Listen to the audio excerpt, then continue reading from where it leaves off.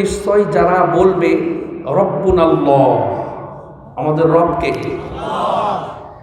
আল্লাহ বলছেন নিশ্চয় যারা বলবে আমাদের রব আল্লাহ, আল্লাহকে যারা রব বলে মেনে নেয় তারা কি ইমানদার না কাফের?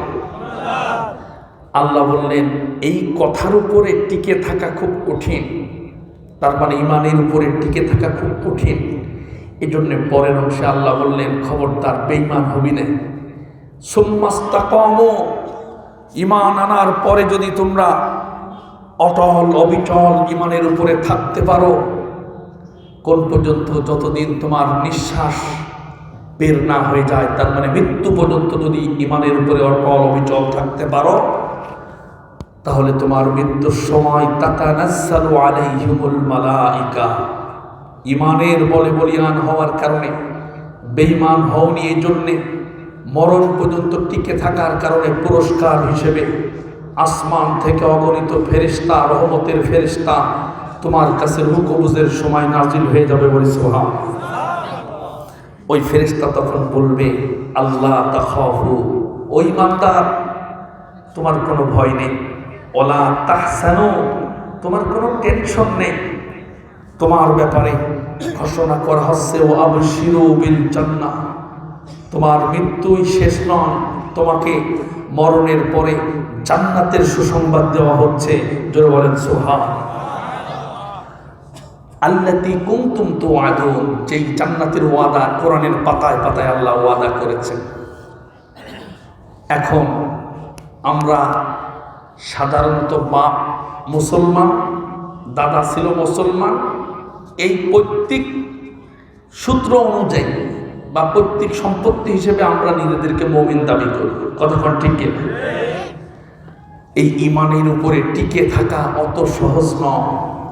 ইমানের উপরে টিকে থাকা, যুগে যুগে ইমানদারেরা কঠিন কঠিন পরীক্ষা দিয়েছেন। ইমানের উপরে অটল অবিচল যদি আপনি থাকতে না পারেন, কবর থেকে আপনার জীবনটা জাহান্নামের আগুন দিয়ে পরিপূর্ণ করা হবে, শুরু হবে আপনার জন্য আযাব।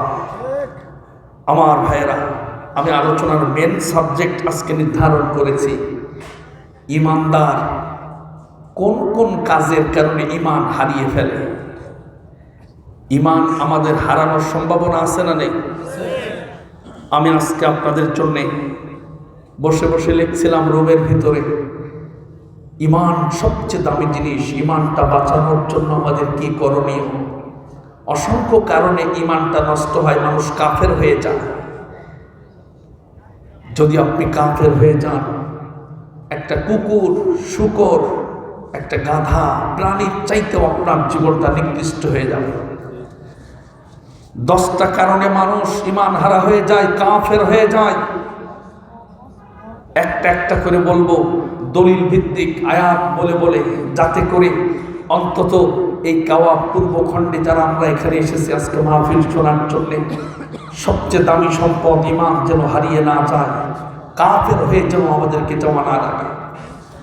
কারণ আল্লাহ পাক বলেন وَمَن يَكْفُرْ بِالْإِيمَانِ فَقَدْ حَبِطَ عَمَلُهُ وَهُوَ فِي الْآخِرَةِ مِنَ الْخَاسِرِينَ। জোরে বলেন আল্লাহু আকবার। আল্লাহ রাব্বুল আলামিন বলেন যারা ঈমান আনার পরে কুফরি করবে, কাফের হয়ে যাবে, তারা জীবনে যত আমল করেছে সব আমলগুলো কুফরি করার কারণে বাতিল ঘোষণা করা হবে, বরবাদ হয়ে যাবে। শুধু তাই নয়, রব্বুল আলামিন বলেন ইন্না শাররাদ দাওয়াবি ইনদাল্লাহিল্লাযীনা কাফারু ফাহুম লা ইউমিনুন। নিশ্চয় পৃথিবীতে যত প্রাণী আছে, যত ধরনের প্রাণী আছে, সবচেয়ে নিকৃষ্ট প্রাণী হলো সেই লোক যে ব্যক্তি কাফের হয়ে গেছে, রবের প্রতি ঈমান আনতে পারে নাই, বেঈমান হয়ে গেছে। কুকুর শুকরের চাইতেও লোকটা নিকৃষ্ট। কে বলছেন? আরো জোরে বলেন। আল্লাহ বললেন আবার ইন্নাল্লাযীনা কাফারু ওয়া সাদ্দু আন সাবিলিল্লাহি সুম্মা মাতু ওয়া হুম কুফফারুন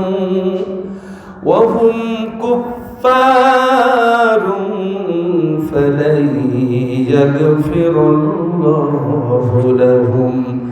নিশ্চয় যারা কুফরি করবে, কাফের হয়ে যাবে আর আল্লাহর রাস্তায় বাধা দেবে, আল্লাহ বললেন ওই কুফরি অবস্থায় যদি লোকটার মরণ হয়ে যায়, ওই কাফের অবস্থায় যদি তার মরণ হয়ে যায়, আল্লাহ বললেন ফালাইয়াগফিরুল্লাহু লাহু, কোনদিন তোমার রব ওই কাফের হয়ে যাওয়ার কারণে আর ওই অবস্থায় মরণের কারণে কোনদিন তোমার রব তারে মাফ করবে না। জোরে বলা যাবে কি নাউজুবিল্লাহ। এখানে যারা বসে আছি আমরা কেউ কাফের হয়ে মরতে চাই না, কেউ বেঈমান হয়ে মরতে চাই না। এই জন্য 10টা কাজ থেকে আমাদের দূরে থাকতে হবে। যে 10টা কাজ যদি কোনো মানুষ যদি করে, সঙ্গে সঙ্গে লোকটা কোরআন বলতেছে সে কাফের হয়ে যাবে। ওই কাফের হয়ে মারা যেতে চান কারা কারা একটু হাত তোলে আছে? তাহলে 10টা কাজ ছেড়ে দিতে হবে। এই 10টা কাজ এক এক করে আমি জানাবো যে কোন কোন কাজে মানুষ কাফের হয়। কোরআনের দলিল ভিত্তিক আমি আলোচনা শোনাবো। কি কি কাজে মানুষ কাফের হয় এটা জানার দরকার আছে না নেই? এখন আপনার সাথে কোনো একটা গুণ যদি কমন পড়ে যায়, আপনার সাথে মিলে যায়, আপনার চরিত্রের সাথে 9টা মেলেনি, একটা মিলে গেছে, তখন আমার উপরে কি রাগ হবে আপনার? মনে মনে তওবা করবেন। তওবা করার আগে যদি মরণ হয়ে যায়, সারা জীবনের জন্য জাহান্নামে যাওয়া লাগবে, তওবা করার সুযোগ আর হলো না। আল্লাহ বলছেন ফালাইয়াগফিরুল্লাহু লাহুম, জীবনে কোনোদিন আর মাপ পাবা না, এমন জাহান্নামে যাওয়া লাগবে। কোরআন বলছে নারুল্লাহিল মুকাদা, যে জাহান্নামের আগুন আল্লাহ নিজে প্রজ্বলিত করেছেন। দুনিয়ার আগুন মানুষের চামড়া পোড়ার পরে দেখবেন কয়েকদিন লোকটা ভুগে মারা যায়, গোশত পোড়ানো লাগে না, শুধু চামড়ায় হিট লেগেছে আগুন, ভিতরের যে কোনো একটা পাসপত্র পুড়ে গেছে বা স্যাক লেগেছে আগুনে, লোকটা মারা গেছে। আর আল্লাহ বলছেন জাহান্নামের আগুন বান্দা এত ভয়াবহ, এত মারাত্মক, যেটা তোমার চামড়া পোড়াবে, তোমার গোশত পোড়াবে, তোমার হাড় পোড়াবে। এরপরে আলাল আফইদা, তোমার যে কলিজা আছে, তোমার অন্তর আছে, অন্তরটা আগুন পোড়ায়া সারখার করে দেবে, যাতে করে তুমি আযাব মরণে মরণে উপলব্ধি করতে পারো। জোরে করে নাউজুবিল্লাহ। মানুষেরা বেঈমান হয়ে যদি কোনো মানুষ কবরে যায়, যদি জাহান্নামে যায়, লোকটার ব্যাপারে কি ফয়সালা কোরআন কারীম বারবার বলে দিয়েছে, সতর্ক করেছে। লাহুম মিন জাহান্নামা মিহাদু ওয়া মিন ফাওকিহিম গাওয়াশ। বান্দা, জাহান্নাম বড় মারাত্মক জায়গা, সাবধান হয়ে যাও। এখানে আসার সাথে সাথে তোমার জন্য আগুনের বিছানা বিছায় দেয়া হবে, উপরে আগুনের চাদর দিয়ে তোমারে ঢেকে দেয়া হবে। জাহান্নামের আগুনের চাদর, তাফসীরকারকরা বলেছে উপরের অংশটা পোড়ায়া কালো কয়লার মতো করে দেবে, আর বিছানাটা আগুনের হওয়ার কারণে পিছনের দিকের অর্ধেক অংশ পোড়ায়া কালো কয়লার মতো সারখার করে দেবে। আল্লাহ পাক বললেন কুত্তিয়াত লাহুম সিয়াবুম মিন নার, আগুনের তৈরি করা পোশাক। বান্দা, তুমি যদি বেঈমান হয়ে কবরে আসো, আগুনের তৈরি করা পোশাক জোর করে পরায় দেয়া হবে। সাধারণত কোন মানুষের যদি আগুনের পায়জামা, পাঞ্জাবি, আগুনের জুতা, আগুনের হেলমেট, টুপি যদি পরায় দেওয়া হয়, একেতে আগুনের বিছানা, আগুনের চাদর, আবার আগুনের পোশাক, আবার টোটাল জাহান্নামটা তো আগুন দিয়ে তৈরি করা। কষ্টের পর কষ্ট সহ্য করতে না পেরে বান্দা অধৈর্য হয়ে জাহান্নাম থেকে বাইরে বের হওয়ার জন্য বারবার ব্যর্থ চেষ্টা করবে। কোরআন বলে দিয়েছে কুল্লামা আরাদু আন يخرجوا منها কষ্ট সহ্য করতে না পেরে বান্দা যখন জাহান্নাম থেকে লাফায় লাফায় বাইরে বের হওয়ার জন্য চেষ্টা করবে, জাহান্নামের উপরের যিনি ফেরেশতা আছে, ওই পাহারাদার সিকিউরিটি গার্ড ফেরেশতা যিনি আছেন, কোরআন বলছে তুমি যখন পালায়া যাওয়ার জন্য চেষ্টা করবে, তখন ওই ফেরেশতা ওয়াইদু জোরে করে ধাক্কা দিয়ে জাহান্নামের অতল গহ্বরে তোমারে আবার ফেলায় দেবে। পৃথিবীতে সবচেয়ে কম শাস্তি দেওয়া হবে আবু তালিবকে, নবীজির আপন চাচা। নবী আমার বলেছেন আমার চাচাকে সবচেয়ে কম জাহান্নামের শাস্তি দেওয়া হবে। সেটা হলো আগুনের একটা চটি, স্যান্ডেল, একটা আগুনের জুতা পায়ে পরায় দেওয়া হবে আবু তালিবে। ওই জুতাটা এত তপ্ত হবে, পায়ের নলা ভেদ করে, শরীরের হাড্ডি গুড্ডি মাংসগুলো ভেদ করে, পায়ের নিচাই থাকবে জুতা, আর মাথার খেলোগুলা টকবক টকবক টকবক করে ফুটতে ফুটতে নাক মুখ দিয়ে বেয়ে বেয়ে পড়বে। যদি পায়ে জুতা পরালেই যদি মাথার ঘেলোর অবস্থা এমন হয়, তাহলে সারা শরীরে যদি আগুনের পোশাক পরানো হয় অবস্থাটা কি হবে? এই জন্য ভাইয়ের আমার, আজকের মাহফিল থেকে 10টা কাজ থেকে বাঁচায়া বাড়ি যদি যেতে পারো, আল্লাহর কসম ঈমান নিয়ে বাড়ি যাওয়ার সম্ভাবনা, কবরে যাওয়ার সম্ভাবনা আছে। কথা কোন ঠিক কিনা? 1 নাম্বার, যারা কোরআন শুনতে বাধা দেয়, কোরআন বলছে তারা কাফের। কি শুনতে বাধা দেয়? কথা বলেন না কেন? কি শুনতে বাধা দেয়? কোরআন শুনতে। এটা আপনাদের সাথে কমন পড়বে না। এটা কিছু কিছু মানুষ সমাজে 4-5 জন লোক এরকম থাকে, এটা 10-12 জন লোক থাকে, কোরআনের অনুষ্ঠান হলে ওদের ভিতরে জ্বলে পুড়ে যায়। আছে না নেই? আমার ভাইরা, কোরআন দেখেন এখন ঘটতেছে ঘটনা। মাহফিল দিতে গেলে, কোরআনের অনুষ্ঠান করতে গেলে ওদের গায়ে আগুন জ্বলে যায়। উপরে ফোন করে, থানায় ফোন করে যে এখানে জঙ্গি ট্রেনিং হচ্ছে, এখানে নাশকতার পরিকল্পনা হচ্ছে। এই বলে কোরআনের মাহফিল শোনার বাংলাদেশে 15 বছরে কয়েক লক্ষ কোরআনের মাহফিলকে পণ্ড করে দেওয়া হয়েছে। কথা বলেন ঠিক? এটা কি মুসলমানের কাজ না কাফেরের কাজ? কাফেরের কাজ। দেখেন কোরআন কি দারুণ করে জানাচ্ছে। হামিম সাজদার 26 নম্বর আয়াত আল্লাহ পাক বলেন, وقال الذين كفروا لا تسمعوا لهذا القرآن والغوا فيه لعلكم تغلبون। الله أكبر। আল্লাহ বললেন যারা কাফের তারা বলে কোরআনের মাহফিল দিও না, কোরআন শোনো না। কোরআনের আয়োজন যেখানে হয়, তাফসীর মাহফিলের আয়োজন যেখানে করা হয়, ওয়ালগাউ ফীহি, ওই জায়গায় পুলিশ প্রশাসন পাঠায়া, গুন্ডা বাহিনী পাঠায়া ওই জায়গায় চেঁচামেচি চিৎকার করে করে মাহফিলটা পণ্ড করে দাও, তাহলেই তোমরা জয়লাভ করবে।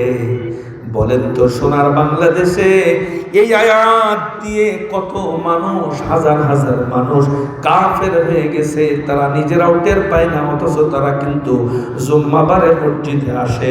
কথা বলেন ঠিক কিনা? খবরদার, কোরআনের মাহফিল হলো আগুন, ওখানে হাত দেওয়া যাবে না। মাহফিলে ভালো যদি না লাগে, পরবর্তীতে আসতেছে পরিণাম কি হবে? যথাসাধ্য তুমি চেষ্টা করবে, আল্লাহর কোরআনের আয়োজন হবে, তুমি সহযোগিতা করবে। কোরআনের মাহফিলে বাধা যদি দেও, আবু জেহেলের বৈশিষ্ট্য তোমার ভিতরে চলে এসেছে। কারণ আবু জেহেল আল্লাহর নবীজির কোরআনের অনুষ্ঠান করতে দেয় না। আমার ভাইয়েরা, এই 15টা বছরে কোরআনের মাহফিলের পারমিশন নিতে গেলে কমিটির ঘাইছো ঘেটে গেছে। কথা কর ঠিক কিনা? এই নেতা কয় যে আর এক নেতার বলিনি কেন? ওই নেতা ফোন দেয় থানায়, থানায় গেলে বলে ওসির কাছে শুনে আসো, ওসি বলে দারোগার কাছে শোনো, দারোগা ফোন দেয় এলাকার বাকি নেতার যে মাল খেয়ে বেড়ায় তার কাছে ফোন দেয় যে কি মাহফিল কি করা যাচ্ছে না, রাজাকাররা মাহফিল দিচ্ছে। এই বলে ঘুরিয়ে ঘুরিয়ে অনুমতি নেওয়া লাগে। আরে আল্লাহর জমিনে আল্লাহর কোরআনের কথা হবে, রবের পাঠানো কিতাব থেকে আলোচনা হবে, তুই অনুমতি দেওয়ার কিনা? কথা বলেন ঠিক কিনা? আমার এলাকায় আমার মাহফিল একবার পণ্ড হয়ে গেল। 5 দিন ব্যাপী আমার ঝিনাইদহ শহরে সবচেয়ে বড় মাহফিল হয়, 5 দিন ব্যাপী। সেখানে একদিন আমাকে প্রধান মেহমান করলেন। আমাকে দাওয়াত দেওয়ার 1 মাস পরে আমার ফোন দিয়ে বললেন যে 5 দিনে মোট 10 জন বক্তা, একটা প্রধান বক্তা, একটা দ্বিতীয় বক্তা। তা আমরা থানায় যাওয়ার পরে 9 জনকে পারমিশন দিয়েছে, 1 জনের অনুমতি হয়নি, সে হলো আপনি। তা আমি বললাম আমার অপরাধ। বলতেছে আপনি হলো মর্দিউর রহমান নিজামের বডিগার্ড ছিলেন, অথচ আমি আমার জীবনে সামনাসামনি সেইভাবে তার সাথে দেখা করার সুযোগই হয়নি। খবরদার, কোরআনের মাহফিলে যদি কেউ বাধা দেয় সেই ইমানদার না কাফের? খবরদার, বাধা দেওয়া যাবে না। 1 নাম্বার চলে গেল। এর অনেক ব্যাখ্যা দরকার ছিল, ব্যাখ্যা করার সময় নেই, আমরা সংক্ষেপে 10টা পয়েন্টটা জানি। 2 নাম্বার, কাফের হয়ে যায় মানুষ কোরআনের আলোচনা শুনলে, কোরআনের বক্তব্য শুনলে। যে সমস্ত মানুষের চেহারাটা কালো হয়ে যায়, অন্তর জ্বলে যায়, মনটা খারাপ হয়, ওই লোকটার ব্যাপারে কোরআন বলেছে সে কাফের হয়ে গেছে। কথা বলেন ঠিক কিনা? কোরআনের আলোচনা শুনলে মন খারাপ হয়, চেহারা কালো হয়, কলিজা জ্বলে যায়, এমন লোক সমাজে 2-1 জন আছে না? আল্লাহ পাক বলতেছেন وَإِذَا تُتْلَى عَلَيْهِمْ آيَاتُنَا بَيِّنَاتٍ تَعْرِفُ فِي وُجُوهِ الَّذِينَ كَفَرُوا الْمُنكَرَ يَكَادُونَ يَسْطُونَ بِالَّذِينَ يَتْلُونَ عَلَيْهِمْ আয়াতিনা। জোরে বলেন আল্লাহু আকবার। আরো জোরে বলেন আল্লাহু আকবার। আল্লাহ বললেন, হে নবী, আপনি যখন কোরআন তেলাওয়াত করে করে, তাফসীর করে করে মানুষদেরকে শোনাবেন, তখন লক্ষ্য করে দেখবেন তারিফু ফি উজুহিল্লাযিনা কাফারুল মুনকার, যারা কাফের তাদের চেহারার দিকে তাকায় লক্ষ্য করে দেখবেন তাদের চেহারা বিবর্ণ হয়ে গেছে, তাদের চেহারা কালো হয়ে গেছে। পক্ষান্তরে যারা ঈমানদার, ওদের কোরআনের আলোচনা শোনার সাথে সাথে ওদের যে ইমানের ভোল্টেজ আছে, ইমানের যেই ব্যাটারি আছে, ওই ব্যাটারির চার্জটা কোরআনের আয়াত শোনার সাথে সাথে বেড়ে যায়। যেরকম সুবহানাল্লাহ। আল্লাহ পাক বললেন, ইন্নামাল মুমিনুনা আল্লাযীনা ইযা যুকিরাল্লাহু ওয়াজিলাত কুলুবুহুম ওয়া ইযা তুলিয়াত আলাইহিম আয়াতুহু যাদাতুহুম ঈমানাও ওয়া আলা রাব্বিহিম ইয়াতাওয়াক্কালুন। আল্লাহু আকবার। কোরআনের আলোচনা শোনার পরে মন খারাপ হয়েছে, এখানে কার কারিত হাত তোলেন দেখি। মন খারাপ হয়েছে আছে কেউ? তাহলে বোঝা যাচ্ছে এখানে কাফের নেই। এই পয়েন্টটা ব্যাখ্যা করা দরকার নেই। কোরআনের আলোচনা শুনলে অন্তরের ভিতরে শান্তি লাগে, মজা মজা লাগে, এরকম কার কার হচ্ছে একটু হাত তোলেন। আলহামদুলিল্লাহ, আলহামদুলিল্লাহ, আল্লাহ কবুল করুক হাত আমার। আলহামদুলিল্লাহ। এই পয়েন্টের জন্য ব্যাখ্যা করা দরকার নেই। খবরদার, কোরআনের আলোচনা যেমনই হোক, আপনার দলের বিপক্ষে যদি চলে যায়, কোরআনের আলোচনা যদি আপনার নেতার বিপক্ষে চলে যায়, আপনার চরিত্রের বিপক্ষে চলে যায়, আপনার সবচেয়ে বড় নেতার বিপক্ষে চলে যায়, তারপরে মন খারাপ না করে কোরআনের বক্তব্যের কাছে নিজের মাথাটা নত করে দিতে হবে। কারণ কোরআনের সব কথাগুলো কার কথা? আল্লাহর কথা। 2 নম্বর চলে গেল। 3 নম্বর, কোরআনের আয়াতের বিপক্ষে আল্লাহ যে ডিসিশন দিয়েছেন, এই ডিসিশনের বিপক্ষে যদি কেউ ডিসিশন দেওয়ার দুঃসাহস দেখায়, কোরআন বলছে সে কাফের হয়ে গেছে। আল্লাহ কোরআনে একটা ডিসিশন দিলেন, একটা সমাধান দিলেন, একটা সিদ্ধান্ত দিলেন। এই সিদ্ধান্তের বিরুদ্ধে আবার সিদ্ধান্ত দেওয়ার দুঃসাহস শোনার বাংলাদেশে কিছু মানুষের আছে না নেই? কিছু কিছু মানুষ দেখেন কিভাবে কাফের হয়েছে। আমি কি বলবো? অনেকে বেজার হবে পয়েন্টটা বলবে, তারপরেও জানা দরকার, অন্তত ইমানটা বাঁচানো দরকার, কারণ মরার আগে তওবা করা লাগবে। আমার ভাইরা, কোরআনের আয়াতের বিপক্ষে চলে যাওয়া, যেমন কোরআনুল কারীমের সূরা হজ। কোন সূরা বললাম? আপনারা কি ঘুমাচ্ছেন? সবাই কি গার্মেন্টস করবে নাকি? সারাদিন খাটাখাটনি করে এনার্জি নেই? একটু জবাব দিন যাতে আমি বুঝি যে আপনারা বুঝছেন। কোন সূরা বললাম? সূরা হজ। হজের শেষ আয়াত, 78টা আয়াত আছে হজের। শেষ আয়াতে আল্লাহ বলেছেন, মিল্লাতা আবিকুম ইব্রাহিম হুয়া সাম্মাকুমুল মুসলিমিন, তোমাদের জাতির পিতার নাম হলো ইব্রাহিম আলাইহিস সালাম। আমাদের জাতির পিতার নাম কি? মিল্লাত আবিকুম ইব্রাহিম, তোমাদের জাতির পিতার নাম ইব্রাহিম। আল্লাহ ডিসিশন দিলেন, আরশে আজিম থেকে আল্লাহ রায় দিয়েছে, আল্লাহ সিদ্ধান্ত দিয়েছেন। এখন কেউ যদি বলে জাতির পিতা শেখ মুজিব, তাহলে আল্লাহর আয়াতের সাথে উল্টো সাংঘর্ষিকতা শুরু হয়েছে না হয় না? 1400 বছর আগে আল্লাহ বলে দিল জাতির পিতা ইব্রাহিম, খবরদার তোরা মুসলিম যদি দাবি করিস, হুয়া সাম্মাকুমুল মুসলিমিন, কিয়ামত পর্যন্ত যত মুসলমান আসবে সব মুসলমানের জাতির পিতা ইব্রাহিম আলাইহিস সালাম। অথচ জোর জুলুম করে 15টা বছর এইভাবে আল্লাহর আয়াতকে ওভারটেক করে সোনার বাংলাদেশে লক্ষ লক্ষ মানুষকে জাতির পিতা বানায়া কাফেরে পরিণত করেছে। কথা বলেন ঠিক কি না? জাতির পিতাকে ইব্রাহিম আলাইহিস সালাম। জীবনে যারা একবার মুখ দিয়ে উচ্চারণ করেছেন জাতির পিতা অন্যকে, আপনি তওবা করেন, আপনি তওবা করেন, আপনি তওবা করেন, আপনি কাফের হয়ে গেছেন। আপনার নেতা যখন বলেছে আপনি চুপ থেকেছেন, মানে আপনি সম্মতি দিয়েছেন, আপনি কাফের হয়ে গেছেন।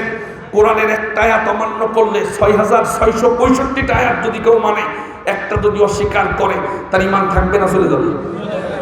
একটা শব্দ যদি অস্বীকার করে ঈমান থাকবে না চলে যাবে? বড় একটা অংশ মিল্লাত আবিকুম ইব্রাহিম, এত বড় একটা অংশ যদি কেউ অস্বীকার করে আর একটারে বসাই দেয় সেখানে, তার ঈমান থাকবে? তাই তো? খবরদার, তওবা করতে হবে, তা না হলে ঈমান আমল সব চলে যাবে। আজকে রাতে মরণ হয়ে গেলে কবরটা আজকে রাত থেকে আপনার জন্য জাহান্নামে পরিণত হবে। কারণ নবীজি বলেছেন, কবরে 3টা প্রশ্নের জবাব যখন তুমি দিতে পারবা না, তখন আরশে আজিম থেকে আল্লাহ অর্ডার করে বলবেন, দাঁড়িয়ে আছো কেন ফেরেশতারা, ফাফরিশুহু মিনান নার, জাহান্নাম থেকে বিছানাপত্র আগুনের বিছানা এনে কবরের ভিতরে বিছায়া দাও। আপনি বেঈমান হয়ে আজকে মারা যাবেন, আজকে রাতেই যদি জানাজা হয়ে যায় আপনার কবরটা হবে আগুনের বিছানা দিয়া। অথচ গতকালকে আপনি আরামে ঘুমিয়েছেন হাজার হাজার টাকার নরম তুলতুলে দামি বিছানায়। আল্লাহ পাক প্রশ্নের জবাব যদি দিতে না পারেন, আল্লাহ বলবেন কবরেই তার ফাফরিশুহু মিনান নারি ওয়ালবিসুহু মিনান নার, কবরেই তার আগুনের পোশাক পরায় দাও। খবরদার, আমার আয়াতের সাথে আপনি কারোর সাথে আমার কোনো দুশ্মনী নাই, কারো আমি চিনি না। আমি আপনাদের ঈমানটাকে বাঁচানোর জন্য এখান থেকে অনেক দূর থেকে, আমি প্রায় বেনাপোল থেকে এসেছি। আমি বেনাপোল থেকে এখানে আসতে আমার প্রায় 350 কিলোমিটার দূর ঘুরে আমি এসেছি আপনাদের ঈমানকে বাঁচানোর জন্য। আপনারা কি বেজার হচ্ছেন? আমি আরো কয়েকটা বিষয় এনেছি, আপনারা যদি বেজার হন আমি সেই নরম নরম ওয়াজ করে চলে যাব, নাকি ঈমান বাঁচানো দরকার আছে? 3 নম্বর পয়েন্ট চলছে, বাকি আছে কয়টা? তিনের এখন ব্যাখ্যা চলছে। কোরআনের আয়াতের বিরুদ্ধে যদি কেউ চলে যায় সেই ইমানদার না কাফের? কিছুদিন আগে বাংলাদেশের একজন জনপ্রিয় নেতা তিনি বলেছিলেন কোরআনেও কিছু ভুল আছে, কোরআনেও নাকি ভুল আছে। তার মুখে দাঁড়িয়ে আছে, মাথায় টুপি আছে, গায়ে ফকফকে সাদা পাঞ্জাবি। তিনি একটা বক্তব্য দিলেন একটা মঞ্চে, বললেন যে কোরআনেও কিছু কিছু ভুল আছে। এই কোরআনুল কারীমের ভিতরে যদি কেউ বলে ভুল আছে, তার ঈমান থাকবে না চলে যাবে? এই কোরআনে যে কোনো ভুল তো নেই, সন্দেহও নেই। কোরআনের শুরুতে এটা আল্লাহ বলেছেন না বলেন নাই? যালিকাল কিতাবু লা রাইবা ফীহ, কোরআনের ভিতরে এটা এমন কিতাব, এমন গ্রন্থ, যে গ্রন্থ ভুল তো দূরের কথা, একটা সন্দেহ করার সুযোগ কারো নাই। যেরকম সুবহান। দরবেশের মুখে দাঁড়িয়ে আছে, মাথায় টুপি আছে, নবীজির সুন্নাত আছে, অথচ উনি বললেন কোরআনেও ভুল আছে। তাহলে ওর ঈমান আছে না চলে গেছে? পরবর্তীতে দাড়ি কাটে নৌকায় 2 জন পালাচ্ছিল, একটারে ধরেছে দাড়ি চাচার কারণে চেনা যাচ্ছে না, আর একজনের বলছে যারে ধরেছে প্রথম আইনমন্ত্রী আনিসুল হকরে যখন ধরল তখন বলছে আসল মাল হয়েছে। দাড়ি নেই দিলে পুলিশটা চিনতেও পারতেছে না, ওরে ধর্ম তো বোঝার কোনো উপায় নেই যে একটা মানুষ এইভাবে পরিবর্তন হয়। অন্য কোনো নেতা হলে, ইসলামিক মাইন্ডের কোনো নেতা হলে বলতো যে আমি ধরা খাই, আমার ভাই অন্তত বেঁচে যান। কিন্তু জালেমরা কখনো একজন আর একজনের উপকার করে না। ও বলতেছে, ও মনে করছে আমি একা ধরা খাবো কেন, বলছে মাল আসলটা হয়েছে। দেখেন আল্লাহ পাক বলেন দুনিয়ায় যদি এই অবস্থা হয় আখিরাতে কি হবে? ওয়ায়াউমা ইয়া'আদ্দু যালিমু আলা ইয়াদাইহি ইয়াকুলু ইয়া লাইতানি ইত্তাখাযতু মা'আর রাসূলি সাবিলা ইয়া ওয়াইলাতা লাইতানি লাম আত্তাখিয ফুলানান খলিলা। প্রত্যেকটা জালেম বলবে আমি ওই জালেমকে যদি বন্ধু না বানাতাম আমার আজকে জাহান্নামে আসা লাগতো না। এজন্য বন্ধু নির্বাচনের ক্ষেত্রে ইমানদার ছাড়া কোনো জালেমের পিছনে যদি একটা চাকরির জন্য, একটা কিছু কন্ট্রাক্টরির কাজ পাওয়ার জন্য, সামান্য দুনিয়াবি স্বার্থের জন্য কোনো জালিমের পাশ যদি ঘোরো, কিয়ামতের মাঠে সারা একেবারে আজীবন তোমাকে আফসোস করা লাগবে। কথা বলেন ঠিক কিনা? কোরআনেও ভুল আছে বললে ঈমান থাকবে না? চলে যাবে, চলে যাবে। কোরআনের আয়াতের বিপক্ষে অবস্থান নেওয়া যাবে না। কিছুদিন আগে আমাদের দেশের একজন জনপ্রিয় নেতা বা নেত্রী যাই বলেন, তিনি বলেছিলেন, এতদিন তো আমরা বলতে পারিনি, কারণ আমাদের বললে হুজুরদের ধরে জেলে পড়ো। হুজুর বাঁচাতে গেছে যে অন্তত এই কথা বলিস না, আল্লাহ বেজার হয়, যে বেজার হয় হোক, আমার নেত্রী বেজার যেন না হয়, ধরে জেলখানায় দেয়। গুম পর্যন্ত হয়ে গেছে, আইনা ঘর পর্যন্ত বানিয়েছে। কথা বলেন ঠিক কি? সোনার বাংলাদেশে 15টা বছরে যে পরিমাণ জুলুম আর নির্যাতন হয়েছে এটা ইতিহাসে বিরল।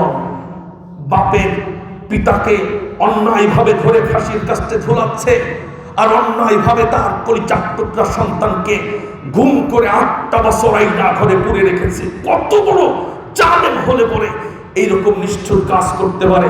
কথা বলেন ঠিক কিনা? 15টা বছর এত জুলুম আর নির্যাতন তারা করেছে, যার কারণে আল্লাহ রাব্বুল আলামিন আরশে আজিম থেকে সহ্য করতে পারে না। সোনার বাংলাদেশে ছোট্ট ছোট্ট ছাত্র ভাইদের মাধ্যমে বাংলাদেশে ওদেরকে যেন আল্লাহ আবাবিল পাখির মতো প্রেরণ করে জালেম পিছনের দরজা দিয়ে পালাতে বাধ্য হয়েছে। কথা বলেন ঠিক কিনা? সোনার বাংলাদেশে আর কোন জালিম স্বৈরাচার যেন মাথা চালা দিয়ে উঠতে না পারে, এজন্য আল্লাহ পাক আবাবিল পাখিদেরকে যেন বাংলাদেশে আজীবন যেন কায়েম রাখেন বলি আমিন। আপনারা জানেন বাংলাদেশের স্বাধীনতা সার্বভৌমত্বের উপরে বর্তমানে ভারত হুমকি দেখাচ্ছে। ভারত ইসকনের মাধ্যমে উস্কানিমূলক বক্তব্য দিচ্ছে। ভারতের মমতা ব্যানার্জি বলেছে যে বাংলাদেশে নাকি শান্তিরক্ষী বাহিনী পাঠানো দরকার, এবং বাংলাদেশের যে দূতাবাস আছে ভারতে, সেই দূতাবাসে ওরা হামলা করেছে। বাংলাদেশের কিছু সিলেটের এক অঞ্চল দিয়ে তারা বাংলাদেশে কিছু উগ্রবাদী হিন্দু বাংলাদেশ দখল করার জন্য সীমানা অতিক্রম করে চলে আসার ষড়যন্ত্র করেছিল। সোনার বাংলাদেশের তৌহিদি জনতা যে 16 কোটি আছে, ওরা যদি তিতুমিরের বাঁশের লাঠি নিয়ে যদি ময়দানে ঝাঁপিয়ে পড়ে, রাম রাম করতে করতে ভারতে পালাতে বাধ্য হবে। কথা বলেন ঠিক কিনা?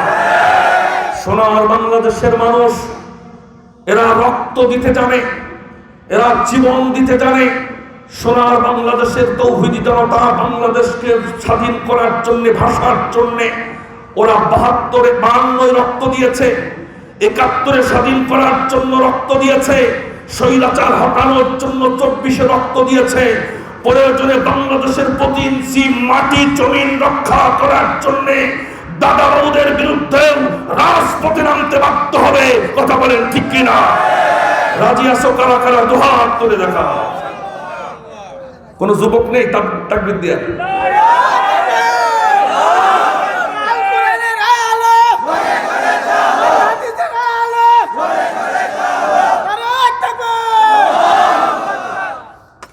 আমার ভাইয়েরা, যিনি পালিয়ে হিজরতে গিয়েছিলেন, এখনো আছেন দিল্লিতে, তিনি বলেছিলেন মা দুর্গা গজে চড়ে আসার কারণে এবার ফসল ভালো হয়েছে।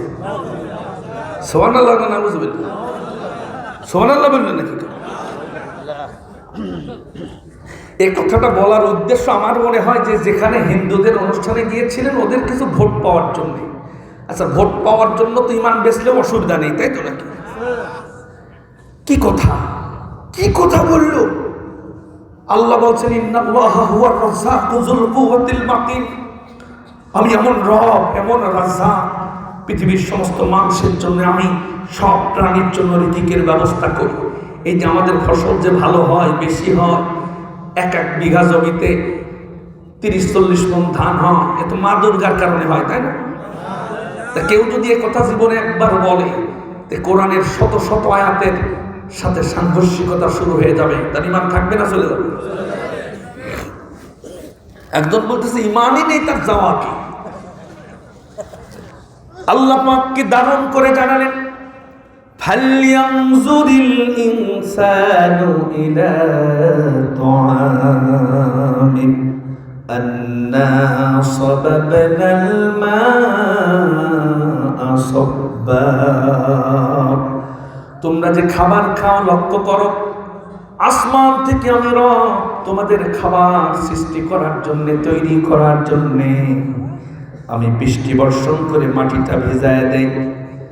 তোমরা যে বীজ বপন করো, ওই যে ছোলা বপন করো, কম তোমরা ছিটিয়ে দাও, ধান তোমরা ছিটায় দাও, আমি আল্লাহ বৃষ্টি দিয়া মাটিটাকে ভেজায় দেই।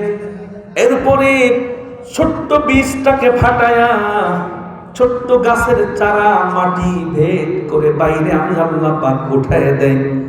আনতুম আনশাতুম শাজারাতাহা আম নাহনুল মুনশিউন। কেমন রব পেয়েছি, কেমন আল্লাহ পেয়েছি।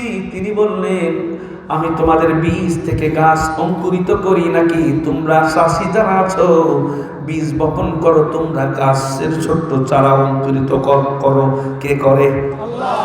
আল্লাহ বললেন, চারা গাছটা বড় হলো, গাছের ডগায় ডগায় আমার বান্দা খাবে, এই জন্যে চাউল ঝোলায় দিলাম।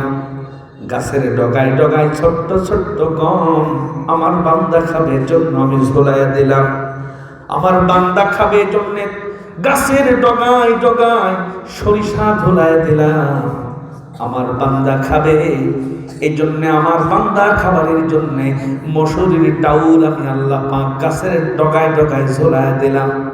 যে আল্লাহ এত দারুণ করে কোরআনের পাতায় পাতায় রিজিকের বর্ণনা দিচ্ছেন, ফসলের বর্ণনা দিচ্ছেন, তুমি সে আল্লাহরে ওভারটেক করে মা দুর্গার এই কৃতিত্ব দিয়েছ, ইমান যাবে, আমল যাবে, মুশরিক হয়ে মারা যাওয়া লাগবে। কথা বলেন ঠিক কিনা? আজ থেকে কয়েক বছর আগে তোমার নেত্রী যেদিন এই বক্তব্য দিল, বাংলাদেশের যত আলেম ওলামা আছে তারা এটাকে ধরায় দিয়েছে, কথা বললে ইমান থাকে না। কিন্তু বাংলাদেশে যত স্বৈরাচারের দোসর আছে, যত নেতার অনুসারীরা আছে, একজন প্রতিবাদ করে নাই, চুপ ছিল। তার মানে তোমার নেত্রীর কথাটা তুমি সাপোর্ট করার কারণে তোমারও ঈমান চলে গেছে। কথা বলেন ঠিক কিনা? আমার ভাইরা, খবরদার কোরআনের আয়াতের বিরুদ্ধে বিপক্ষে অবস্থান নেওয়া যাবে না। কোরআন বলে দিয়েছে, ফাজতানিবুর রিজসা মিনাল আওসানি ওয়াজতানিবু কাওলাস সূর। তোমরা 100 হাত দূরে থাকবা মূর্তি পূজা থেকে, মূর্তি থেকে, ভাস্কর্য থেকে দূরে থাকবা। কে বলছে? আল্লাহ। আর আসতে বলো, ভাস্কর্য থেকে দূরে থাকার অর্ডার কে করলেন? আল্লাহ বললেন। আর আমাদের দেশের মোড়ে মোড়ে এই 15 বছরে তো কোনো মূর্তি তৈরি হয়নি, হয়েছে? এক একটা মূর্তি তৈরির পিছনে যে টাকা খরচ হয়েছে, 1 বছরে 400 কোটি টাকার শুধু মূর্তি তৈরি করেছে। অথচ 1 বছরে 400 কোটি টাকার মূর্তি তৈরি করেছে। এই টাকা তো যিনি পালিয়ে গেছেন তার বাপের টাকা, তাই তো নাকি? কার টাকা? আমাদের টাকা, জনগণের খেটে খাওয়া টাকা। জনগণের 1200 টাকা করে ঝাল কিনা লেগেছে, মরিচ কিনা লেগেছে। দ্রব্যমূল্য বেড়ে গেছে, সামনে আমাদের দেখিয়েছে উন্নয়ন উন্নয়ন, আর পিছন দিক থেকে টাকাগুলো পাচার করেছে।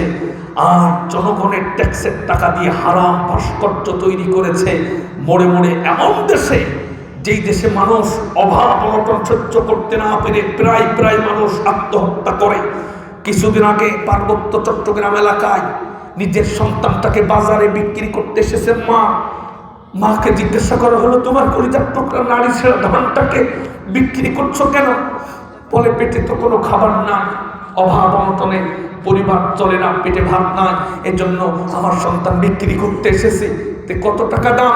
বলে 10,000 টাকা দিলে অন্তত একটা মাস খেয়ে বাঁচতে পারবো।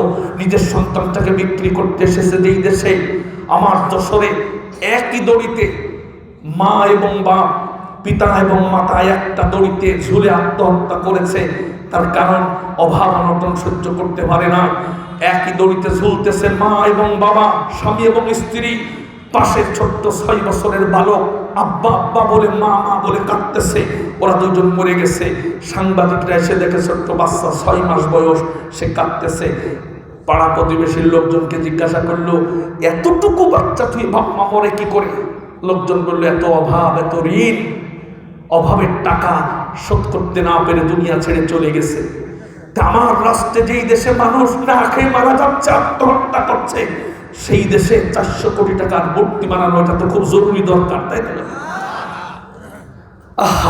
হযরতে ওমর প্রেসিডেন্ট ছিলেন, তিনি রাতের বেলা ঘুমাতে পারতেন না। তিনি বলতেন, আমি যদি প্রেসিডেন্ট হয়ে ঘুমিয়ে পড়ি আর আমার রাষ্ট্রের নদীর চরে যদি একটা কুকুর যদি না খেয়ে মারা যায়, কিয়ামতের কঠিন ময়দানে আমার আল্লাহর কাছে আমার জবাব দেওয়া লাগবে। আমার আল্লাহ আমারে প্রশ্ন করবে, আমার প্রেসিডেন্ট ছিলে, তোমার রাষ্ট্রের একটা কুকুরকে খাবারের ব্যবস্থা করতে পারো না, তুমি কিসের প্রেসিডেন্ট? কুকুর হত্যার মামলার আসামি তুমি হয়ে যাবা। এই জন্য সমস্ত নাগরিকদের খাবারের অধিকার আদায়ের জন্য তিনি পরিশ্রম করেছেন। রাতের বেলা ঘুমাতে পারতেন না। মানুষকে খাবার দেওয়ার জন্য, মানুষের দুঃখ দুর্দশা দেখার জন্য গভীর রাতে তিনি বাইরে বাইরে বেড়াতেন। যখন সুবহান, কি প্রেসিডেন্ট ছিলেন! নিজের সন্তান, কলিজার টুকরা সন্তান, 50 লক্ষ বর্গ কিলোমিটারের প্রেসিডেন্ট, অর্ধ জাহানের যিনি বাদশা, তিনি বাড়িতে আসলেন সন্ধ্যার পরে। আসার পরে দেখেন স্ত্রী কাঁদতেছে, ছোট্ট বাচ্চা কাঁদতেছে। বাচ্চাটার বয়স 11-12 বছর বয়স, মাদ্রাসায় পড়াশোনা করে। সারাদিন প্রেসিডেন্ট সাহেব রাষ্ট্রের নাগরিকদের খেদমত করে কষ্ট করে বাড়ি এসেছেন। বাড়িতে আসার পরে একটু খাবার খাবে, বিশ্রাম নেবে, কিন্তু দেখে যে স্ত্রীর আর সন্তানের চোখে পানি। কষ্ট লাগার কথা আছে না নেই? খুব কষ্ট পেলেন যে হারে বাড়িতে আসার পরে একটু শান্তিতে থাকবো, দেখি যে সারাদিন তো নাগরিকের খেদমতে ছিলাম। স্ত্রী কাঁদতেছে, ছোট বাচ্চা কাঁদতেছে। জিজ্ঞাসা করলেন, বিবি গো, চোখে কেন পানি? বললেন, তুমি প্রেসিডেন্ট সাহেব, তুমি প্রেসিডেন্ট মানুষ, সারাদিন তুমি জনগণের খেদমত নিয়ে পড়ে থাকো। তোমার যে বাচ্চা আছে মাদ্রাসায় পড়াশোনা করে, 2 বছর আগে একটা জামা কিনে দিয়েছো, 2 বছরের ভিতরে আর একটা জামাও তারে কিনে দাও না। ওর জামাটা ছিঁড়ে যায়, আমি সেখানে পটি লাগাই দেই, তালি লাগাই দেই, আবার ছিঁড়ে যায়, আবার তালি লাগাই দেই। ছোট্ট মানুষ, ও বই খাতা নিয়ে মাদ্রাসায় আজকে পড়তে গেছে। ওর বন্ধুরা ওর ছিঁড়া জামার তালিগুলো একটা একটা একটা করে গুনে ওরা দেখেছে 17টা জায়গায় জামা তালি দেওয়া। ওরা বলেছে, প্রেসিডেন্টের ছেলে, একটা নতুন জামা কিনে আনতে পারিস নে? তোর বাপ তো ফকির না যে একই জামা পরে আসিস, 2 বছরে একই জামা পরে আসিস, প্রতিদিন একই জামা পরে আসিস, একটা নতুন জামা পরে আসতে পারিস নে? এক এক বন্ধু এক একভাবে খুশিয়েছে। ও তো ছোট মানুষ, ও তো জানে না কি অবস্থা পরিবারে। কাঁদতে কাঁদতে বই খাতা নিয়ে এসে বলেছে, মা, আগামীকাল আবার যদি একটা নতুন জামা বানিয়ে না দাও, আমি আর মাদ্রাসায় পড়াশোনা করতে যাব না। মা চোখের পানি ঝরঝর করে ঝরে সন্তানটাকে বুকের সঙ্গে জড়ায় ধরলেন আর বললেন, তোর আব্বা বাড়ি আসুক, তোর আব্বারে বুঝাইয়া তোর একটা জামার ব্যবস্থা করে দেব। সন্তান অত বোঝে না, অভাব অনটনের কথা, বলছে, আগামীকাল যদি আমার জামা না বানিয়ে দাও, আমি আর কোনোদিন মাদ্রাসায় যাব না। আমার বন্ধুরা আমাকে খুব লজ্জা দিয়েছে, কষ্ট দিয়েছে, বলেছে, প্রেসিডেন্টের ছেলে, তোর গায়ে নতুন জামা নেই কেন, এত সিধা জামা কেন? এর জন্য মা আদর করে সন্তানের চোখের জল পানি মুছে দিচ্ছিলেন নিজের আঁচল দিয়া। এই সময় ওমর এসে হাজির, ক্লান্ত শ্রান্ত শরীর নিয়ে জনগণের দুঃখ দুর্দশা থেকে বাড়িতে আসলেন। শোনার সাথে সাথে হযরত ওমরকে স্ত্রী বললেন, তুমি কি পারো না এই রাতেই তোমার ছেলের জন্য একটা জামার ব্যবস্থা করে দিতে? হযরত ওমর থমকে দাঁড়ালেন। কিছুক্ষণ পর পকেটে হাত দিলেন, হাত দিয়ে বললেন, বিবি গো, আমি বাদশা হতে পারি, আমি খলিফা হতে পারি, আমি অর্ধজাহানের প্রেসিডেন্ট হতে পারি, কিন্তু আমি যে বেতন পাই, আমার সংসারই তো ঠিক মতো চলে না। আমি তোমার ছেলের একটা জামা কিনবো কি করে? আমার পকেটে হাত দিয়ে দেখলাম তোমার ছেলের জামা কেনার মতো টাকা আমার পকেটে না। প্রেসিডেন্ট সাহেব এই কথা বলছে। আমার ভাইয়েরা, তখন বিবি বললেন, তাহলে কি তোমার সন্তানকে আলেম বানাতে চাও না? তোমার ছেলেটাকে কোরআন শেখাতে চাও না, হাদিস শেখাতে চাও না? যদি চাও তাহলে ধার করে হলেও তার একটা জামার ব্যবস্থা করো, তা না হলে তোমার ছেলের পড়ালেখা কিন্তু বন্ধ হয়ে যাবে। হযরত ওমর চিন্তা করলেন কোথায় পাবো টাকা। প্রেসিডেন্ট সাহেব মাথায় চিন্তা আসলো যে অর্থমন্ত্রী যিনি আছে আবু উবাইদা, 10 জন জান্নাতে দেওয়ার জন্য গ্যারান্টি সুসংবাদ পেয়েছেন নবীজির মুখ থেকে। তার মধ্যে একজন আবু উবাইদা, তিনি ছিলেন অর্থমন্ত্রীর দায়িত্বে। অর্থ মন্ত্রণালয়ের নাম ছিল তখন বাইতুল মাল, যেখানে জনগণের ট্যাক্সের টাকা, খাজনার টাকা, জমির করের টাকা সব যেখানে জমা হয়, ওই জায়গার নাম হলো বাইতুল মাল। এখন যেটা পরিবর্তিত হয়ে অর্থমন্ত্রী হয়েছে। মন্ত্রী সাহেবের কাছে গিয়া চিন্তা করলেন কিছু টাকা ধার নেব, নিয়ে আগামী মাসে যখন বেতন পাবো তখন ওখান থেকে টাকা পরিশোধ করে দেব। খলিফাতুল মুসলিমিন আমিরুল মুমিনিন নিজের কলিজার টুকরা সন্তানের চোখে পানি, বিবির চোখে পানি মোছানোর জন্য দৌড় শুরু করলেন বাইতুল মালের দিকে। হযরতে আসলামের বাড়ির কাছে রওনা দিলেন। বাড়িতে গিয়া দরজায় করাঘাত করলেন, ও ভাই, ও ভাই আবু উবাইদা, তুমি বাড়িতে আসো নাকি? সঙ্গে সঙ্গে আবু উবাইদা বাইরে বের হয়ে আসলেন, সালাম প্রদান করলেন, বললেন আবু উবাইদা রে, আমার কলিজার টুকরা সন্তানের জন্য নতুন পোশাকের প্রয়োজন, বাইতুল মাল থেকে কিছু টাকা আমারে ধার দাও। কয়েকদিন পরেই তো 1 তারিখ হবে, মাস, নতুন মাস শুরু হবে। 1 তারিখে যখন বেতন পাবো, তোমার টাকাটা বেতন পাওয়ার পরে সর্বপ্রথম পরিশোধ করে দেব। আমারে কিছু টাকা ঋণ দাও, যে ঋণ দিয়ে আমি আমার ছেলের জামাটা বানাতে পারি।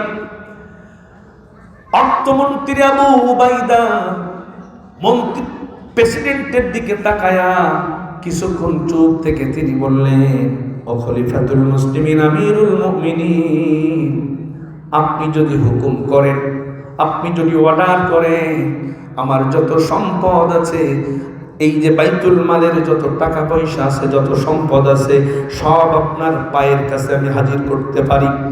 কারণ আমি আপনার আন্ডারে চাকরি করি, আপনি আমার বস, আপনি আমার নেতা, যা অর্ডার করবেন তা আমি শুনতে বাধ্য। তবে আমার নবীজি ইন্তেকালের আগে বলে গেছে, আলা কুল্লুকুম রাঈন ওয়া কুল্লুকুম মাসউলুন আন রাইয়াতিহি, তোমরা প্রত্যেকেই দায়িত্বশীল, তোমরা যে যে দায়িত্ব পাবে প্রত্যেকের দায়িত্বের ব্যাপারে কিয়ামতের কঠিন ময়দানে রবের কাছে জবাব দেওয়া লাগবে। এই হাদিসটা বলার পর মন্ত্রী বললেন, ও প্রেসিডেন্ট সাহেব, ওই দায়িত্ববোধ থেকে আপনারা বলতেছি, জনগণের ট্যাক্সের টাকা তো ধার নেবেন, আপনি 1 তারিখে বলতেছেন টাকাটা পরিশোধ করে দেবেন। আপনি 1 তারিখ পর্যন্ত পৃথিবীর বুকে বেঁচে থাকবেন, এমন গ্যারান্টি যদি, নিশ্চয়তা যদি আপনি দিতে পারেন, আমি আবু উবাইদা আপনার ঋণ দিতে পারি।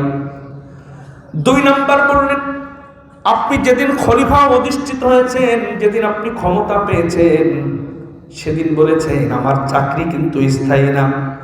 আমি যদি কোরআন সুন্নাহর বাইরে কোনো কাজ করি, জনগণ বলার সাথে সাথে আমি পদত্যাগ করব। আর আপনি যদি আগামীকাল পদত্যাগ করেন, তাহলে আপনার বেতন তো আপনি পাবেন না, কোথা থেকে আপনার টাকাটা আপনি পরিশোধ করবেন? আর আপনি যদি 1 তারিখের আগেই যদি মারা যান, ঋণ নিয়ে যদি মারা যান, ওই টাকা তো আমার বাপের টাকা না, ওই টাকা হলো খেটে খাওয়া দিনমজুর এলাকার সমস্ত নাগরিকের হক আছে সেই ঋণের টাকার ভিতরে। ওই টাকার ভিতরে আমার হক আছে, রাষ্ট্রের সব নাগরিকের হক আছে। আপনি যদি ঋণ নিয়ে মারা যান, দুনিয়া ছেড়ে বিদায় নিয়ে চলে যান, আমি আবু উবাইদা না হয় আপনারে মাফ করে দিতে পারি, কিন্তু রাষ্ট্রের যত নাগরিক আছে সব নাগরিক আপনাকে মাফ করে দেবে, এমন গ্যারান্টি, নিশ্চয়তা যদি দিতে পারেন, 3টা নিশ্চয়তা যদি দিতে পারেন, আল্লাহর কসম আপনাকে ঋণ দেওয়া হবে। কি প্রেসিডেন্ট আর কি মন্ত্রী! আমাদের মন্ত্রীরাও তো এরকম, তাই তো নাকি? শুধুমাত্র স্বরাষ্ট্রমন্ত্রীর বাড়িতে দৈনিক চাঁদার টাকা এসেছে, পত্রিকায় এসেছে 1.5 কোটি টাকা দৈনিক চাঁদার টাকা। ব্যবসায়ীদের থেকে মেরে ধরে গুন্ডা বাহিনী দিয়ে যে টাকা আসতো, ওই টাকা বস্তায় করে মন্ত্রী সাহেবের বাড়িতে 1.5 কোটি টাকা পৌঁছায় দেওয়া লাগতো। জোরে কোন সুবহান। কয় কোটি? দিনে যদি 1.5 কোটি হয় তাহলে মাসে কয় কোটি? 45 কোটি। তাহলে বছরে কত হচ্ছে? আর 15 বছরে কত? আল্লাহ জান্নাতে চলে যাবে, তাই তো নাকি? আমার ভাইয়েরা, শুধু দুর্নীতির আলোচনা যদি করি, কি দুর্নীতি 15 বছরে করেছে, শুধু দুর্নীতির আলোচনা করলে সকাল হয়ে যাবে। আল্লাহ এমনিতে এটা করেন না। আপনারা জানেন সূরা লাহাব কোরআনে নাজিল হয়েছে। সূরা লাহাব যখন নাজিল হয়েছে, আমার আল্লাহ পাক নবীজিকে যখন আঘাত করেছিল, নবীজির চাচা আবু লাহাব, নবীজি দাওয়াত দিয়েছিলেন কালিমা, ইসলামের তাওহীদের দাওয়াত দিয়েছিলেন, তখন আবু লাহাব নবীজিকে পাথর নিক্ষেপ করেছিল। আমার নবীজি রক্তাক্ত হয়েছিলেন, আল্লাহর শাজিম থেকে সহ্য করতে পারেন না, তিনি সূরা নাজিল করেছিলেন তাব্বাত ইয়াদা আবি লাহাব ওয়া তাব, ধ্বংস হোক আবু লাহাব এবং তার 2 হাত। কারণ নবীজির উপরে আঘাত করার কারণে আমার আল্লাহ বরদাস্ত করতে পারেন না। পরবর্তীতে আবু লাহাব যখন মরে যাবে, তার আগ মুহূর্তে শরীরের ভিতর থেকে একটা ফোড়া, বিভিন্ন জায়গায় ফোড়া বের হয়ে বাইরে বাস্ট হয়ে গেছে। তার শরীরটা পচে এত দুর্গন্ধ বের হয়েছে, আত্মীয় স্বজন কাছে যায় না। খাবার না খেয়ে দুর্গন্ধ, পচা ঘা নিয়ে শরীর পচে দুর্গন্ধ হয়ে গেছে, আত্মীয় স্বজন কাছে যায় না। যেখানে মরে গেছে, এলাকার লোকজন ডেকে ডেকে বলতেছে যে তোমরা তোমার এই বাপকে, পিতাকে যদি কবর না দাও, আমরা তো রাস্তায় চলাচল করতে পারি না, এত দুর্গন্ধ। আবু লাহাব মরে যাওয়ার পর এত দুর্গন্ধ হয়েছে। পরবর্তীতে তারা দূরে একটা গর্ত খুঁজেছে, কারণ কাছে তো যাওয়া যায় না। গর্ত খোঁজার পরে বড় বাঁশের মতো লাঠি ম্যানেজ করে লাশকে এইভাবে গুতায় গুতায় গর্তের ভিতরে ফেলে দূর থেকে পাথর নিক্ষেপ করে করে আবু লাহাবের কবর দিয়েছে। আবু লাহাবের এই পরিণাম হয়েছে আল্লাহ নবীকে আঘাত করার কারণে। কথা বলেন ঠিক কিনা? সোনার বাংলাদেশ, আমার এই ইতিহাস পড়ার পরপরই আমার মনে হয়েছে, সোনার বাংলাদেশে আলেম উলামারা হলো নবীদের ওয়ারিস। বাংলাদেশে লক্ষ লক্ষ আলেম উলামাকে শাপলা চত্বরে এই স্বৈরাচারেরা রক্ত ঝরিয়েছে রাতের আধারে কারেন্ট বন্ধ করে। কথা বলেন ঠিক কিনা? অসংখ্য অগণিত তৌহিদি জনতার বুকে তারা বুলেট মেরেছে। অনেক আলেম উলামাকে অন্যায়ভাবে বিনা অপরাধে কারাগারের অন্ধপ্রকোষ্ঠে বছরের পর বছরে রেখেছে। এমনকি আল্লামা দেওয়ার হোসেন সাইদি সাহেবকে ইনজেকশন বিষ মিশায়া শরীরের ভিতরে বিষ প্রয়োগ করে দুনিয়া থেকে বিদায় করেছে। কথা বলেন ঠিক? আবু লাহাবের ওই পরিণাম যদি আল্লাহর নবীর বিরুদ্ধে যাওয়ার কারণে ওই পরিণাম হয়, আল্লাহর কসম আজ হোক কাল হোক কুত্তার মতো পচে ঘাটে আবু লাহাবের মতো পচে মরতে হবে। কথা বলেন ঠিক কিনা? কারণ আলেম ওলামা কোরআনের গায়ে হাত দিলে আরশে আজিম থেকে রব্বুল আলামিন বরদাস্ত করেন না। কথা বলেন ঠিক কিনা? যত আলেম ওলামার কাছে থাকবা, যত কোরআন ওয়ালাদের ভালোবাসবা, পরকালে ততটা মুক্তি পাওয়ার সম্ভাবনা আছে। তারা হলে পরকালে খবর আছে। আবু উবাইদা ইবনুল জাররাহ জান্নাতের গ্যারান্টি পেয়েছেন। হযরত ওমর, মনে আছে তো আপনাদের নাকি? ঘুমাচ্ছেন আপনারা? আলোচনা কি চলবে না মোনাজাত করবে? আমার ভাইয়েরা, আবু উবাইদা মন্ত্রী আর এদিকে প্রেসিডেন্ট, মনে আছে তো? প্রেসিডেন্ট সাহেব যেই বলেছে আপনি 3টে যদি গ্যারান্টি দিতে পারেন আপনার টাকা ধার দেব। কি প্রেসিডেন্ট আর কি মন্ত্রী! আহা, আমি অবাক হয়ে যাই যে আমাদেরও প্রেসিডেন্ট, আমাদেরও মন্ত্রী, আমাদেরও চেয়ারম্যান, এদের চরিত্রের কথা বলতে গেলে অবাক হই। কাদেরকে আমরা নির্বাচনে এদেরকে উপরে উঠাই। আল্লাহর নবীজির প্রশিক্ষিত সৈনিক হযরত ওমর চোখ দিয়ে টকটক করে পানি পড়ছে। প্রেসিডেন্ট সাহেব মন্ত্রীর তো এক চড় মেরে তাদের কারাগারে ঢুকাই দিতে পারতেন, চাকরি থেকে বরখাস্ত করে দিতে পারতেন। টাকা তারে দেয় না, নিচের পোস্টে থেকে বসের টাকা দেয়নি, এজন্য তো তারে পিটানোর কথা। কিন্তু হযরত ওমর প্রেসিডেন্ট সাহেব মন্ত্রীর দিকে তাকায় আর চোখ দিয়ে ঝোঁক ধারায় পানি পড়ছে। যে ওমরের রাগ এত বেশি, রাগ হলে শয়তান, তিনি হেঁটে গেলে যে রাস্তা দিয়ে হেঁটে দিতেন শয়তান 40 দিন যাওয়ার সাহস পেত না। সেই ওমরের এত রাগ, অথচ আবু উবাইদার 3টা কথা শোনার সাথে সাথে ওমর হতভম্ব হয়ে গেছে। হযরত ওমরের চোখ দিয়ে টপ টপ করে পানি পড়তে পড়তে দাড়ি ভিজে নিচে পড়তেছে। আবু উবাইদাকে একটা চট থাপ্পড় মারেন নাই, বকেন নাই, রাগ করেন না। দূর থেকে দৌড়া গিয়া আবু উবাইদাকে বুকের সঙ্গে জড়ায় ধরে বললেন, আল্লাহ তোর মতো এইরকম একটা মন্ত্রী যে আমারে দান করেছে, যে আল্লাহ তোর মতো তাকওয়াবান নিষ্ঠাবান এত ভালো একজন মন্ত্রী আমার জন্য দান করার কারণে এত বড় বিশাল সাম্রাজ্য, অর্ধ জাহান অর্ধ পৃথিবী পরিচালনা করা, এরকম ভালো মন্ত্রীর কারণে আমি এত বড় একটা রাষ্ট্র পরিচালনা করতে আমার জন্য সহজ হয়ে যায়। যেন বলেন সুবহানাল্লাহ। আমার ভাইয়েরা, মানুষ কাফের হয়ে যায় 10 কারণে। তার একটা হলো কোরআনের বিপক্ষে যাওয়া যাবে না, কোরআনের আয়াতের বিপক্ষে যাওয়া যাবে না। মূর্তি তৈরি করা হলো, এটা হলো হারাম না হালাল? খবরদার, মূর্তির পক্ষে থাকা যাবে না। নবীজি বলেছেন ইন্না আশাদ্দান নাসি ইয়াওমাল কিয়ামাতি আল মুসাব্বিরুন। যে ব্যক্তি ছবি টাঙাবে, যে ব্যক্তি ভাস্কর্য তৈরি করবে, তার জন্য কিয়ামতের মাঠে সবচাইতে বেশি আযাবের ব্যবস্থা করা হবে। আশাদ্দান নাস, মানুষকে সবচেয়ে কঠিন শাস্তি দেওয়া হবে মূর্তি তৈরি করার কারণে। অফিস আদালতে মাথার উপরে 2টা মূর্তি বাধ্যতামূলক ছিল কি ছিল না? কথা কন না কেন? খবরদার, কোরআনের আয়াতের বিরুদ্ধে যাওয়া যাবে না। অসংখ্য আরো লিখেছি, সব বলতে গেলে দেরি হয়ে যাবে। আর একটা বলে সামনে যাই, সেটা হলো বাংলাদেশে আপনাদের জেলার পাশের জেলার একজন জানোয়ার কিছুদিন আগে, কয়েক বছর আগে বলেছিল ইনশাআল্লাহ বাংলাদেশ থেকে রাষ্ট্রধর্ম ইসলাম তুলে দেব। সুবহানাল্লাহ। নাম অনেকে বলতে পারবেন। বাংলাদেশের 3 জন মন্ত্রী 3 কিস্তিতে কথা বলেছে ইসলাম বাংলাদেশের রাষ্ট্রধর্ম থাকবে না, তুলে দেব। একটা হলো টাকলা মুরা, আর আপনাদের পাশের জেলার যিনি ছিলেন টাঙ্গাইলের আব্দুর রাজ্জাক, তিনি বলেছিলেন ইনশাআল্লাহ, বলেছিলেন আমার ইনশাআল্লাহ ইসলাম তুলে দেব। অথচ কোরআন বলছে ইসলাম তুলে দেবে, এবং কোন বাপের বেটার বুকের পাঠায় এই শক্তি নেই ইসলাম তুলে দেবে, কারণ ইসলামের মালিককে জোরে বলেন আল্লাহ বলছেন ইন্নাদ দীনা ইনদাল্লাহিল ইসলাম। কোরআন তো পড়ো না, খালি ফটফট করে এক একটা বক্তব্য দাও আর মনে করো বাহাদুর হয়ে গেছো, অথচ বলার সাথে সাথে তোমার ঈমান চলে গেছে। বোঝো কথা বলেন ঠিক কিনা? সূরা আল ইমরান 19 নম্বর আয়াত, আল্লাহর কাছে সবচেয়ে পছন্দের ধর্ম দিন জীবন ব্যবস্থার নাম কি? ইসলাম। আর সে বলে ইসলাম তুলে দেবো, আর আল্লাহ বলছে আল্লাহু মুতিম্মু নূরি, ইসলাম তোলা তো দূরের কথা, ইসলামকে আমি বিজয় দান করবো। যেরকম সুবহানাল্লাহ। আমার ভাইয়েরা, মানুষ বেঈমান হয়ে যায়, কাফের হয়ে যায় যে 10টা কারণে। তার 4 নাম্বার, 3টা চলে গেল। 4 নাম্বার, যারা ইসলামের বিজয় কামনা করে না, ইসলামের বিজয় চাই না, দ্বীনের বিজয় চাই না, কোরআন বলতেছে তারা হয় কাফের, না হয় তারা হলো মুশরিক। কে বলছেন? সোনার বাংলাদেশে লক্ষ লক্ষ কোটি কোটি মানুষ আছে, নামাজি আছে, রোজাদার আছে।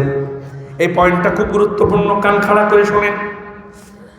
সোনার বাংলাদেশে লক্ষ লক্ষ হাজী সাহেব আছেন যারা নামাজ পছন্দ করে, হজ পছন্দ করে, রোজা পছন্দ করে, যাকাত পছন্দ করে, কিন্তু সোনার বাংলাদেশে ইসলাম কায়েম হয়ে যাক, দ্বীনের বিজয় হয়ে যাক, এটা চাই না এমন লোক আছে না নেই? তোর নামাজ কাজে লাগবে না, তোর রোজা কাজে লাগবে না, তোর হজ কাজে লাগবে না, তোর মসজিদ কমিটির সভাপতি দিয়েও কোনো কাজ হবে না। কারণ দলিল আমার সাথে আছে, কোরআনুল কারীমের সূরা সফের 8 নম্বর আয়াত খুলে দেখো। আমি কি বলবো?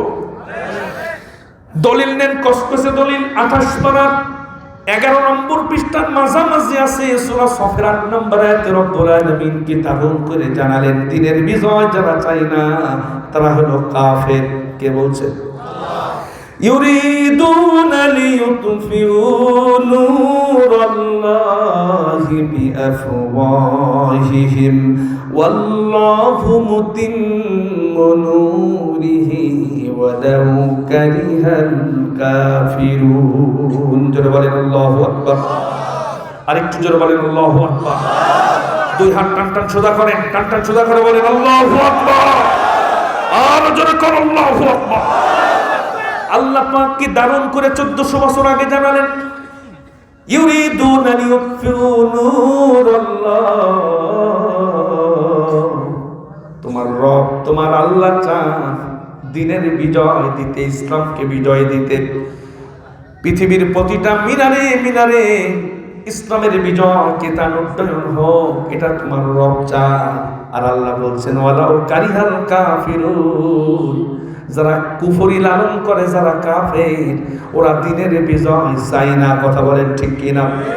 পরের আয়াতে আল্লাহ বলতেছেন 9 নম্বর আয়াতে, হুয়াল্লাযী আরসালা রাসূলাহু বিল হুদা ওয়া দীনিল হক লিইয়ুযহিরাহু আলাদ দীনি কুল্লিহি ওয়ালাউ কারিহাল মুশরিকুন। আল্লাহু আকবার। আল্লাহ বললেন আমার নবীকে পৃথিবীতে যে দায়িত্ব দিয়ে পাঠিয়েছি, 1 নাম্বার দায়িত্ব হলো লিইয়ুযহিরাহু আলাদ দীনি কুল্লিহি, সমস্ত দিনকে সরায় দিয়া ইসলামকে বিজয় করার জন্য আমার নবীজিকে পৃথিবীতে পাঠিয়েছি, প্রেরণ করেছি। প্রত্যেকটা উম্মতের দায়িত্ব হবে তা যা তার রাসূল করেছেন। আমার রাসূলের প্রধান দায়িত্ব হলো দিনের বিজয় ঘটানো। আল্লাহ বলছেন ওয়ালাউ কারিহাল কাফিরু ওয়ালাউ কারিহাল মুশরিকুন, যারা মুশরিক আছে, অন্তরে যারা শিরিক লালন করে, তাদের কলিজা জ্বলে যাবে দিন কায়েমের কথা বললে। এখন ইমানদারেরা, যারা ইমানদার মুসলমান, তাদেরকে দিনের পক্ষে, দিনের বিজয়ের পক্ষে থাকার দরকার আছে না নেই? যদি না থাকে ইমানদার থাকা যাবে না। আমরা কাফের হয়ে মরতে চাই না, আমরা মুশরিক হয়ে মরতে চাই না। আমরা আমাদের ঈমান সবচেয়ে বড় সম্পদ, ঈমান নিয়ে মরতে চাই। কথা বলেন ঠিক কিনা? আল্লাহ পাক বলতেছেন আকিমুদ্দিন ওয়া লা তাতাফাররাকু ফীহি। 25 পারা সূরা সূরা 13 নম্বর আয়াত পড়ে দেখেন যে আল্লাহ বলেছেন আকিমুস সালাহ, নামাজ কায়েম করো। নামাজ কায়েম করা তো নফল না? জোরে বলেন। যেই শব্দ দিয়ে আল্লাহ বললেন আকিমুস সালাহ, নামাজ কায়েম করো, একই শব্দ দিয়ে আল্লাহ বললেন আকিমুদ্দিন, দিন কায়েম করো। একটা ফরজ আপনি মানলেন নামাজ, ওই একই শব্দ দিয়ে একই রব একই স্থান থেকে আবার জানালেন আকিমুদ্দিন, দিন কায়েম করো। একটা মানলেন, কিন্তু দিন কায়েমের কথা শুনলে আপনি রাজনীতির গন্ধ পান। আল্লাহর কসম আপনি বেঈমান হয়ে গেছেন। কথা বলেন ঠিক কিনা? নামাজের 13টা ফরজ, আপনি 13টার ভিতরে 12টা আমল করলেন, শুধুমাত্র একটা পালন করেন নাই, সেটা হলো সেজদা দেন নাই। বলেন তো নামাজের জন্য অন্তত 95% সওয়াব তো হবে। কারণ 13টা আপনি ফরজ আদায় করেছেন, নামাজের একটা আদায় করেননি, সেটা হলো শুধু সেজদা দেননি। নামাজ হয়ে যাবে না? না হলেও সওয়াব তো অন্তত 95% হবে। আপনি নামাজ পড়লেন, রোজা করলেন, হজ করলেন, যাকাত দিলেন, নামাজের সব ইসলামের ফরজগুলো মানলেন, কিন্তু সূরা 13 নম্বর আয়াতে আল্লাহ বললেন আকিমুদ্দিন, দিন কায়েম করো। ওই জায়গা আপনি রাজনীতির গন্ধ খুঁজলেন, ওই জায়গা আপনারে খুঁজে পাওয়া গেল না। ওই নামাজের একটা ফরজ না মানলে যেমন নামাজ হবে না, তোমার এই ফরজটা বাদ দেওয়ার কারণে ওই ঈমান নিয়ে, ওই আমল নিয়ে আল্লাহর জান্নাতে যাওয়া যাবে না। কথা বলেন ঠিক কিনা? আমি যদি এখানে কোরআন তেলাওয়াতের ফজিলতের ওয়াজ চালিয়ে যাই ঘন্টার পর ঘন্টা, কোনো মানুষ আমার উপরে রাগ করবে না। আমি যদি জিকিরের ওয়াজ করি কেউ বেজার হবে না। আমি যদি পর্দার ওয়াজ করি কেউ মন খারাপ করবে না। কিন্তু আমি যদি বলি আলা লাহুল খালকু ওয়াল আমর, পৃথিবীটা যিনি সৃষ্টি করেছেন, এই পৃথিবীতে তার আইন ছাড়া আর কারো আইন চলবে না, তখন এক শ্রেণীর মানুষের কলিজা চলে যায়, আছে না নেই? কলিজা জ্বলে যায় মানে তুমি আল্লাহর বিধানটাকে একটা অংশ না মানার কারণে তোমার ঈমানটা নষ্ট হয়ে যাবে। খবরদার, মুসলমান যদি হও, দিনের বিজয় চাইতেই হবে। দিনের বিজয় ছাড়া সোনার বাংলাদেশে দিনের বিজয় ছাড়া অন্যায়, অপকর্ম, দুর্নীতি, চুরি, বাটপারি, চিটারি কোনো কিছু বন্ধ করা সম্ভব নয়। কথা বলেন ঠিক কিনা? আমার ভাইয়েরা, 4 নম্বর চলে গেল। 5 নম্বর যে কারণে মানুষ কাফের হয়ে যায়, সেটা হলো যারা কোরআন দিয়ে বিচার করে না রাষ্ট্রের। আল্লাহর কোরআন বলছে আর ইমানদার থাকবে না, লোকটা কাফের হয়ে যাবে। কার ঘোষণা? আপনাদের মনে হয় রাগ হচ্ছে, একটু জিকির করেন লা ইলাহা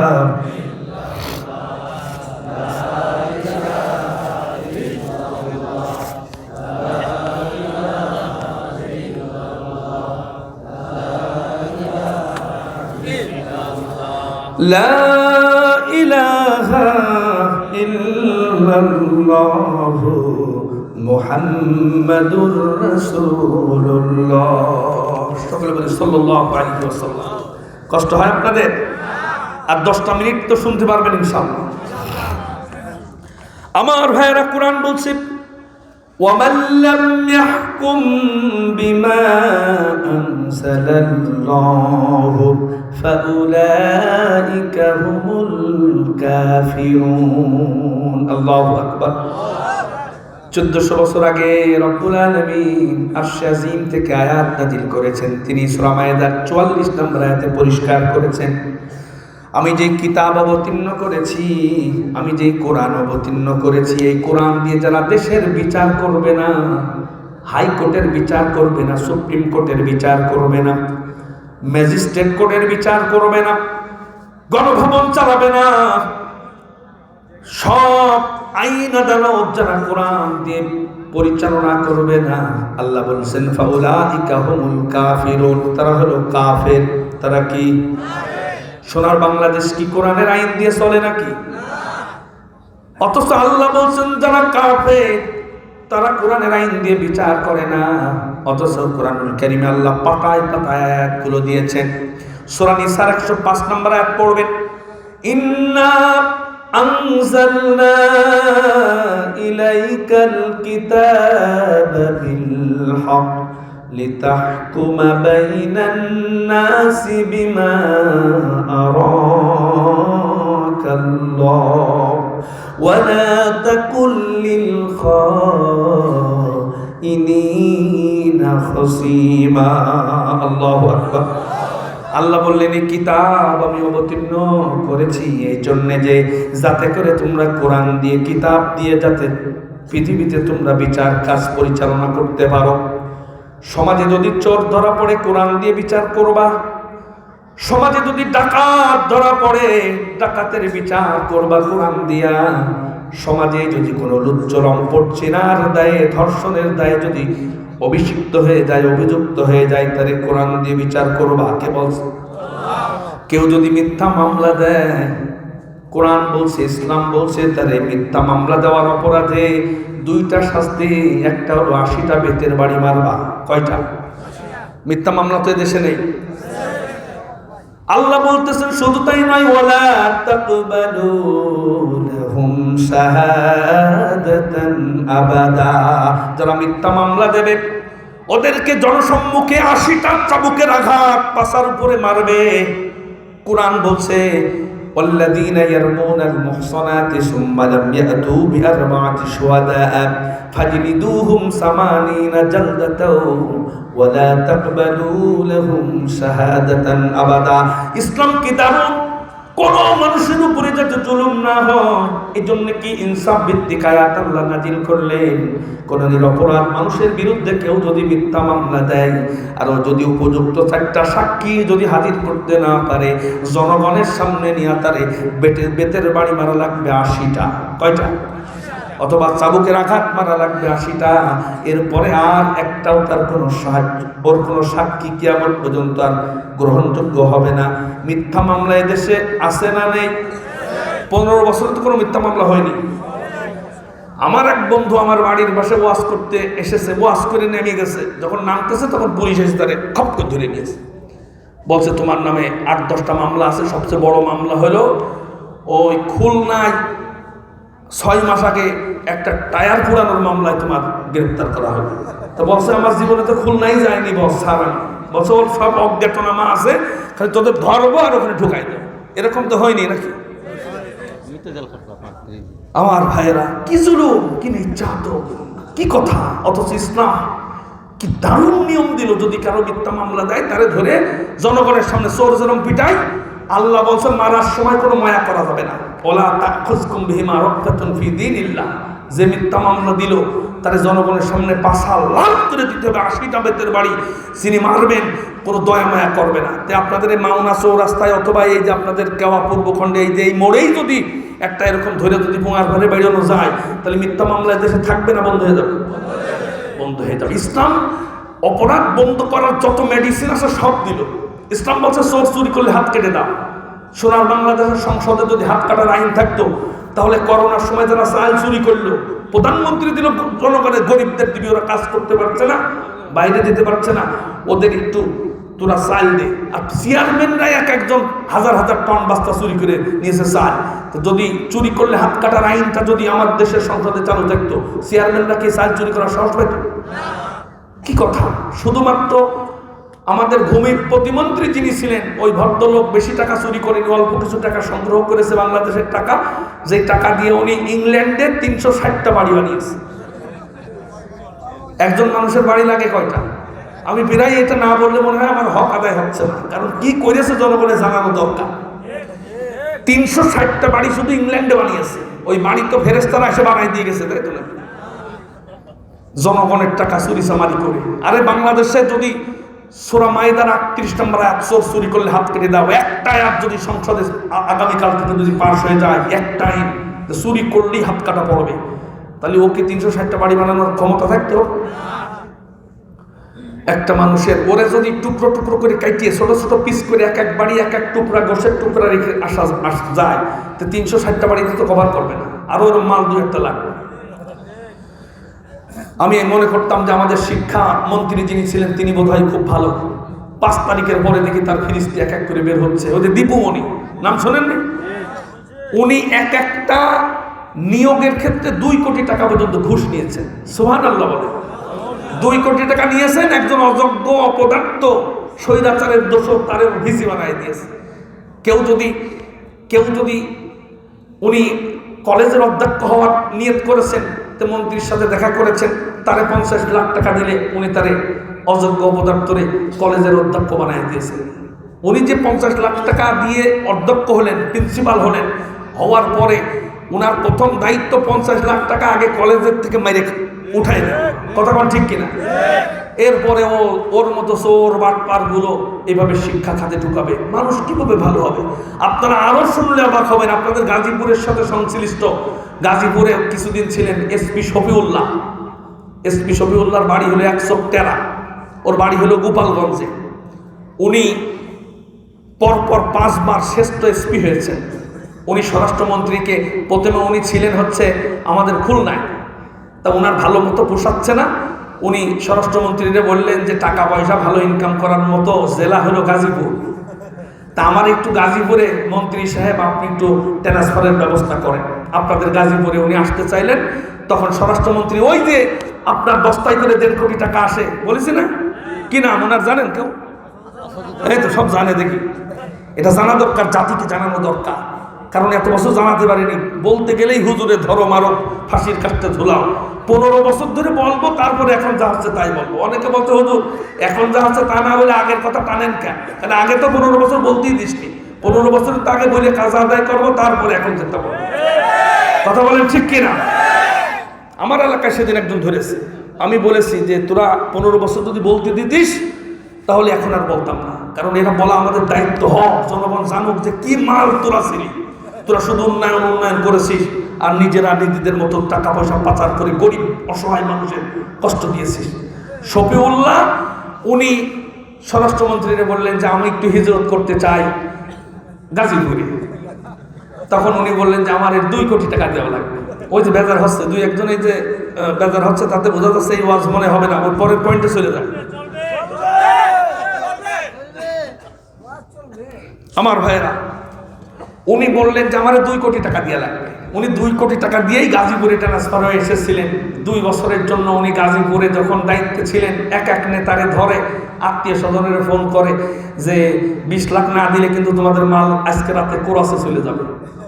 এভাবে করে টাকা পয়সা নিয়ে উনি এখান থেকে, উনি যখনই এসপি হয়েছেন, 2 কোটি টাকা দিয়ে যে এসপি হয় তাহলে তার কামানো লাগবে কত? ওর বেতন তো অল্প। যখন এখান থেকে ভালো মতো আখের গোছানো হয়ে গেছে, তখন আবার মন্ত্রীর সাথে দেখা করেছেন। পত্রিকা এগুলো এসেছে, পড়ে কলিজা খান খান হয়ে গেছে। আমরা কাদেরকে নেতা বানিয়েছিলাম? আহারে বাংলার মানুষ বোঝে না, গরিব দুঃখী মানুষের কষ্টের শেষ নাই, এরা মানুষ চিনতে পারে না, করলো কি? উনি তখন আবার বললেন যে গাজীপুর থেকে আমার স্বার্থ হাসিল হয়ে গেছে, এবার আমি একটু চিটাগাঙে যেতে চাই। ওখানে পোর্ট এলাকা, ওই এলাকায় মাল আসে জাহাজে করে, ওই এলাকায় অনেক ধনী লোকজন আছে, আমার কামাই ভালো হবে, আমার চিটাগাঙে ট্রান্সফারের ব্যবস্থা করেন। সঙ্গে সঙ্গে উনি বলতেছেন যে আমার আবার 2 কোটি মারো। 2 কোটি দিয়ে উনি আবার চিটাগাঙে হিজরত করলেন, এসপি শফিউল্লাহ। পরবর্তীতে পর 5 বার ওই যে 2 কোটি মেরে দেওয়ার কারণে ওনার পুরস্কার স্বরূপ সারা বাংলাদেশের সেরা এসপি হয়েছে গোপালগঞ্জের ওই টেরা শফিউল্লাহ 5 বার। যদি বলেন সুবহানাল্লাহ। চিটাগাঙে থাকা অবস্থায় 5 তারিখ এসে গেছে, লেজ গুটি এখন খুঁজে পাওয়া যাচ্ছে না শফিউলের। সে যে কনে আছে, দেশে আছে না বিদেশে আছে, নাকি কুত্তার মতো মাইরে ঝুলাই রেখেছে না কনে আছে, কেউ খুঁজে পাচ্ছে না। জনগণের টাকা, হযরত ওমর প্রেসিডেন্ট থাকা অবস্থায় ছেলের জামা কেনার টাকা পাই না, আর এরা ক্ষমতায় যাওয়ার পরে আখের গোছানোর জন্য নিজে ভাত খেতে পারত না, অথচ নিজের দোস্ত দুলাভাই সুমন্তির নাতি ছেলে ওর ভাব দেখলে মনে হয় যে ও এলাকার সবচেয়ে বড় নেতা। ও গাড়িতে চড়ে বেড়ায়, ওর বিদেশে নাকি 4-5টা বাড়ি আছে না নেই? খবরদার, কোরআনের আইন যদি শাসন না হয়, সমাজে চুরি, বাটপারি, দুর্নীতি, অন্যায়, অপকর্ম এগুলো দূর করা সম্ভব নয়। কথা বলেন ঠিক কিনা? আমার ভাইয়ের, আমরা পয়েন্টগুলো শেষ করে দেই, আর ব্যাখ্যামূলক আলোচনা করবো না। আগামীকাল আবার মাহফিল আমার আছে, এদের বেড়াই দিসালারা কি আছে না, এই আশপাড়ার পাশে আমার আগামীকাল মাহফিল আছে। আজকে বেশি রাত করা যাবে না, গতকালকে আলোচনা করেছি। আমরা শুধু পয়েন্টগুলো শুনে যাই, যে এই পয়েন্টগুলোর কারণে আমাদের কাফের হয়ে যেতে হবে, আমাদের সচেতন হতে হবে। 5টা বলেছি, বাকি আছে কয়টা? 5টা। 6 নাম্বার, যারা ধর্ম নিরপেক্ষতায় বিশ্বাসী তাদের ঈমান চলে যায়, তারা কাফের। বাংলাদেশের অনেক মানুষ কলা ঝাঁকিয়ে বলে আমি ধর্ম নিরপেক্ষ, আছে না নেই? মরার পরে কবরে যদি জিজ্ঞাসা করা হয় তোর ধর্ম কি, ওমা দীনুকা, 3টে প্রশ্নের মাঝের প্রশ্ন হলো তোর দিন কি, তখন যদি বলে আমি ধর্ম নিরপেক্ষ, তখন ফেরেশতা শুধু চুমু দেবে আর আদর করবে, তাই তো? খবরদার, ধর্ম নিরপেক্ষতায় বিশ্বাসী হলে সে কাফের হবে। অসংখ্য আয়াত ছিল, পড়ার সময় নেই। এরপরে 6 নাম্বার, মানুষ কাফের হয়ে যায় কোরআনের কোনো বিধান অপছন্দ করলে। কোরআনের কোনো বিধান অপছন্দ করা যাবে না, যেই বিধানই হোক সেটা আল্লাহর বিধান, মাথা মতো করে দিতে হবে। অনেক মানুষ আছে বলে কোরআনের সব ভালো লাগে, ওই কাজটা ভালো লাগে না, এরকম বলা লোক আছে না নেই? এক শ্রেণীর মানুষ সবচেয়ে বেশি বলেছে যে ইসলামের সব ভালো লাগে, কিন্তু ইসলাম নারীদের ঠকাইছে, বাপের জমি, পিতার জমি মেয়েরে কম দেয়, ছেলেরে বেশি দেয়, এই জায়গায় আল্লাহ একটা পার্সিয়ালিটি করেছে, এরকম বলা লোক আছে না নেই? যে স্বৈরাচার হাসিনা পালিয়ে গিয়েছিলেন, তিনিও একটা গেজেট তৈরি করেছিলেন। তিনি যেহেতু নারী, তিনি নারীর অধিকার প্রতিষ্ঠার জন্য আল্লাহর আয়াতের বিরুদ্ধে অবস্থান নিয়ে গেজেট তৈরি করেছিলেন পাশ করার জন্যে, যে বাংলাদেশে নারী পুরুষ সমান অধিকার পাবে। বাপের সম্পদ যদি 2 বিঘে থাকে, ছেলে যদি একটা থাকে, মেয়ে যদি একটা থাকে, সমান সমান পাবে। উনি গেজেট আকারে তৈরি করেছিলেন। বাংলাদেশের পত্রপত্রিকায় ব্যাপক আকারে লেখালেখি হলো। বাংলাদেশের তৌহিদ জনতা এবং আলেম সমাজ যখন প্রতিবাদ করলো, তখন আর ওরা এটা পাশ করার সাহস পায় না, কিন্তু আল্লাহ আয়াতের বিরুদ্ধে কিন্তু অবস্থান নেওয়ার দুঃসাহস দেখিয়েছে। কথা বলেন ঠিক কি? ওরা বলে নারীদের নাকি ইসলাম ঠকিয়েছে। পুরুষ এবং নারী, একজনের 3 বিঘা জমি আছে, ও লোক মরে গেল, তার ছেলে একটা মেয়ে একটা, ছেলে কয় বিঘা পাবে? লিজ্জাকারি মিসলু হাজ্জিল উনসায়াইন, পুরুষের জন্য 2 বিঘে হলে অর্ধেক পাবে, 1 বিঘে পাবে মেয়ে। তো এই ছেলেটা যখন বিয়ে করলো, 1 বিঘে দেনমোহর দিয়ে দিল, এর থাকলো কত? আর ওর বোনের কয় বিঘা? 1 বিঘা। এই বোন যখন বিয়ে দিল, তখন বোন 1 বিঘা ওর দেনমোহর বাবদ পেয়ে গেল, তাহলে বোনের কয় বিঘা হলো? আর ওর কত? 1 বিঘা। এরপরে 2 বিঘে বোনের আছে, এরপরে স্বামীর থেকেও আবার পাবে, ও ওর মায়ের জমি পাবে, ও ওর ভাই থেকে পাবে, এভাবে আরো অনেক দিক থেকে তার পাওয়ার সুযোগ আছে। কিন্তু এই মেয়েটার কোনো খরচ নেই। এর যখন বিয়ে হবে, এ যখন শ্বশুর বাড়ি যাবে, তখন মিষ্টিটা স্বামী কেনে না বউ কেনে? স্বামী কেনে। এই যে 1 বিঘা জমির যে মালিক, একমাত্র 1 বিঘা জমি, এই জমির ফসল বিক্রি করে এর আত্মীয় স্বজনের মেহমানদারি করা লাগে। এর ওয়াইফের মনে করেন অনেক সম্পদ, 3-4 বিঘা জমি, কিন্তু ওয়াইফের সাথেই যখন ওয়াইফের বাপের বাড়ি যায়, তখনও বলে না যে স্ত্রী সাহেবা তুমি টাকা দাও, তোমার বাড়ি তো যাচ্ছি মিষ্টি কিনবো। ওই যে টমেটো লাগানো টাকা থেকে সে কিন্তু বিক্রি করে মিষ্টি কেনার জন্য মিষ্টি কিনে নিয়ে ওই শ্বশুর বাড়ি যায়। কথা বল ঠিক কিনা? এর খরচ বেশি। এর বোন ভাগ্নে বোঝায়, আত্মীয় স্বজন আসলে স্ত্রীর কাছে বলে না যে 5,000 টাকা দাও, মেহমান এসেছে মাংস কিনবো, নিজের ঝাল বেচা টাকা, মরিচ বেচা টাকা, চাষ করা টাকা দিয়ে উনি খরচ করে ওই 1 বিঘা জমির ফসল থেকে তিনি খরচ করেন। তাহলে ইসলাম নারীরে 1 বিঘা আর পুরুষে 2 বিঘা দিয়ে ইসলাম নারীরে ঠকাইছে, তাই তো? তাহলে যারা বলেন ইসলাম নারীরে ঠকাইছে, এদের মাথায় কি মাল আছে কিছু? আল্লাহর আয়াতের বিরুদ্ধে অবস্থান হয়ে যাবে, কাফের হয়ে যাবে। আমার ভাইয়েরা, কাফের হওয়ার আরেকটা কারণ হলো হারাম কাজে উৎসাহ দিলে কাফের হয়ে যায়। হারাম কাজে উৎসাহ দেওয়া লোক আছে না নেই? বিশেষ করে দেখবেন যখন আপনাদের এখানে এসেও আমি পেয়েছি, ছেলের বিয়ে অথবা মেয়ের বিয়ে 1 সপ্তাহ ধরে বাড়ির সাথে গান বাজে, আছে না নেই? যখন ইমাম সাহেব বললো যে আপনি হাজি সাহেব মানুষ, নামাজি মানুষ, আপনি গান বাজনা বাজতে আপনার বাড়ি একটু নিষেধ করতে পারেন না? তখন হুজুরের দিকে চোখ বড় বড় করে বলে যে আমার বড় মেয়ের বিয়ে, আমার ভাতিজা আত্মীয় স্বজন যারা আছে একটু আনন্দ ফুর্তি করবে, এই কাঠমোল্লার জন্য একটু আনন্দ করারও কোনো জো নেই। এরকম বলার লোক আছে না নেই? আমার এলাকায় এরকম বলে, হুজুরের খারাপ বলে। অথচ গান বাজনা যদি কেউ হারাম মনে করে গুনাহ হবে, ইমান যাবে না, কাফের হবে না। কিন্তু কেউ যদি হারামকে উৎসাহ দেয় যে এটা আল্লাহ যেটা নিষেধ করেছেন ও কোনো ব্যাপার না, চলুক, এই যদি কেউ কয়, তার কিন্তু ইমান নষ্ট হয়ে যাবে। খবরদার। গানের আয়োজন করে বলে যে করো, কোনো অসুবিধা নাই। ধর্মযাত্রার উৎসব সভা করে দুর্গা পূজায় যাওয়ার ব্যাপারে উৎসাহ দেওয়া হয়, আছে না নেই? খবরদার, ইমান চলে যাবে, নষ্ট হয়ে যাবে। সর্বশেষ আদর্শ লালন করতে হবে, নবীজির আদর্শ। কার আদর্শ? নবীজির আদর্শ। অন্য কারো আদর্শ বা কাউকে নেতা বলে মানা যাবে না। নেতা হিসেবে, আদর্শ হিসেবে আমার নবীজির আদর্শ মানতে হবে সব ক্ষেত্রে। কথা বলেন ঠিক কিনা? কেউ যদি বলে আমি মজিবের আদর্শের সৈনিক অথবা অন্য কারো আদর্শের সৈনিক, কোরআনের সূরা আহজাবের 21 নম্বর আয়াতে সে ধরা খেয়ে যাবে।